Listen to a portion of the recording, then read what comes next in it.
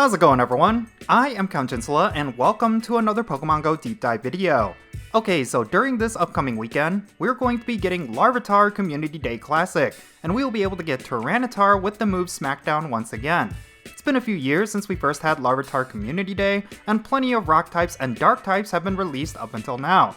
So is Smackdown Tyranitar still relevant? Is it even worth maxing out at this point? I'm going to be exploring these topics in this video, so let's roll the intro and get right into it.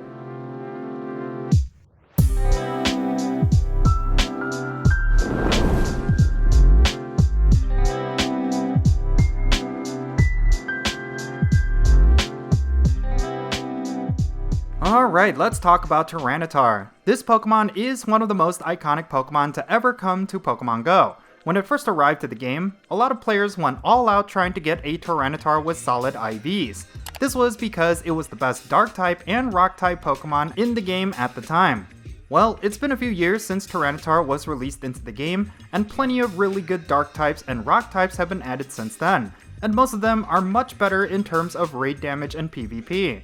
Some of the most notable Dark types include Hydreigon, Yveltal, and Darkrai, and notable rock types include Rhyperior, Rampardos, and Terrakion.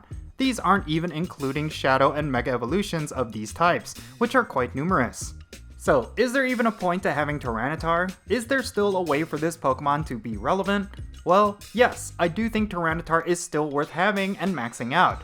There are a few things about this Pokemon that make it really good compared to the ones I mentioned earlier. In order to fully understand this, let's first talk about the details of this Pokemon. Tyranitar is a Rock and Dark type Pokemon. Because these two types don't synergize too well, Tyranitar is going to have a ton of weaknesses, including a double weakness to fighting, and regular weaknesses to Fairy, Bug, Grass, Ground, Steel, and Water. However, it does have a lot of resistances, including a double resistance to Psychic, and regular resistances to Dark, Fire, Flying, Ghost, Normal, and Poison. Overall, Tyranitar's typing is a mixed bag. On the one hand, it could very easily tank a bunch of Pokemon that it counters, like Psychic, Ghost, and Flying. However, it also comes with an equal amount of weaknesses to very common Pokemon. Thus, Tyranitar is not necessarily going to be viable for PvP. It's almost strictly built for raids just based on its typing alone. This is further evident by Tyranitar's base stats, which again seem better fit for raids over PvP. Tyranitar has a fairly high base attack stat of 251, a base defense stat of 207, and a base stamina stat of 225. These stats may seem well-rounded for PvP, but considering Tyranitar's high number of weaknesses, it is actually not enough. Instead, they seem much better for raid battles, as Tyranitar has a decently high attack, but mid-level defense and stamina to stay in the battle longer. So yeah, Tyranitar is looking pretty good for raids, but not so much for PvP. However, I really think Tyranitar's bread and butter is going to be its moves, as it comes with some of the best attack combinations for Rock type or Dark type raid damage. The possible fast attacks Tyranitar can come with are Smackdown, Bite, and Iron Tail. Smackdown is the most ideal move you can have on Tyranitar with Rock type damage focus, but it will require an elite fast TM.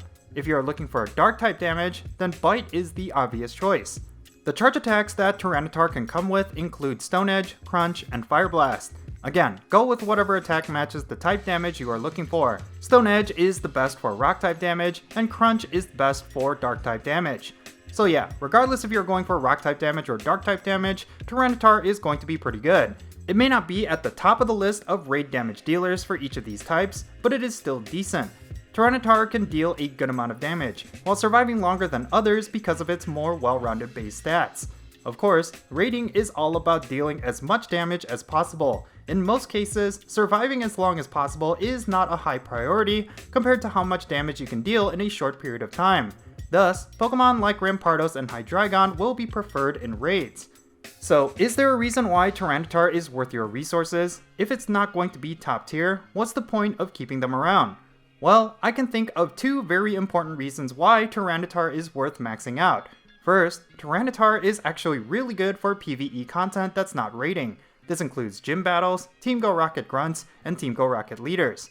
While raid battles are a DPS race, this other content isn't on a hard timer. Thus, the higher TDO score that Tyranitar has compared to the other top tier Rock and Dark type Pokemon will be much more valuable.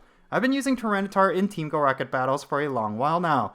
grunts and leaders that use poison, psychic, ghost, flying, and fire, they all seem too easy because I have a maxed out Tyranitar. It is situational, of course, but I've certainly had a lot of success. Another reason why Tyranitar is worth maxing out is not necessarily for an immediate benefit.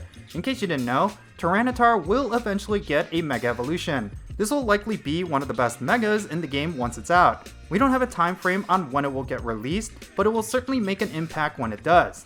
I mean, even without the Mega Evolution, Tyranitar is still not bad for raids. If you still don't have good Rampardos or Hydreigon, you can use Tyranitar with either Rock type or Dark type attacks and it will still be viable. So yeah, overall, Tyranitar is still pretty good. It may not be top tier for raids anymore, but it can still hold its own. I think that if you're looking for good Rock type or Dark type Pokemon to round out your teams, you should definitely consider Tyranitar.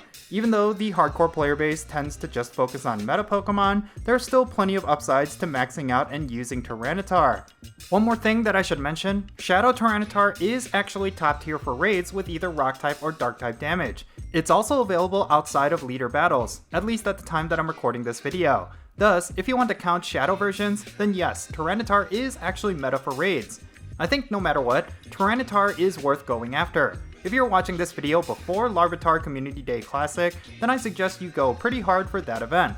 Picking up a couple shiny Larvitar will definitely hold its worth in trades, but you might get lucky and pick up a Hundo or even a Shundo. If you do, that would be pretty sick. If you're watching this video after the event, then I still suggest you go for a good Tyranitar from trades. Maybe you could trade for a shiny Larvitar and pick up a Shundo from a lucky trade. You should evolve it right away, even though you won't get the Community Day move Smackdown. That's of course because you can still get yourself an awesome Dark type attacker. I guess that's the beauty of this Pokemon. It's top tier in either path you choose to take with it. Anyways, that's going to be it for this video. Leave your thoughts down below what you think about Tyranitar. If you have been using it in some areas of the game, definitely say so in the comments and let's have a great discussion. Now, if you ended up enjoying this video, be sure to hit that like button and subscribe if it's your first time here, and don't forget that little bell so you can stay up to date on whenever I upload videos. And I want to give a quick shout out to my patrons on Patreon. You make this channel content possible. If you want to support my channel in any way, big or small, then be sure to check out the links in the description below. For all my patrons, they get a permanent spot on my in-game friends list, so if you want to interact with me in some way, like with remote raids, then do consider becoming a patron on my Patreon. But yeah, that's going to be it. I'm Jinsula. Be safe, have fun, love yourself, and I'll catch you all later.